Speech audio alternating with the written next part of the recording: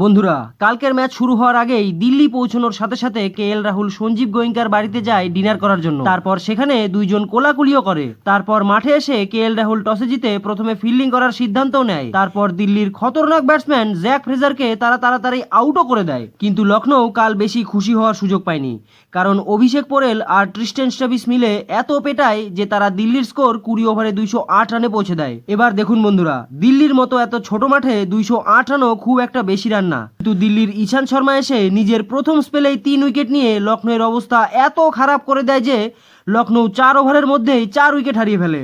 তবে Nicholas Pooran দিল্লির বোলারদের ওপরে একটু আক্রমণ তো করে, কিন্তু নিজের হাফ সেঞ্চুরি পূরণ করার পর পুরান যখন আউট হয় তখন তো আমি ভাবলাম গোয়েঙ্কা আবার মনে হয় আজকে রাহুলকে বকবে। কিন্তু মধ্যপ্রদেশের গোপালগঞ্জ থেকে খেলতে আসা আরশাদ খান লখনৌয়ের আশার প্রদীপ আবারও জ্বালিয়ে তোলে।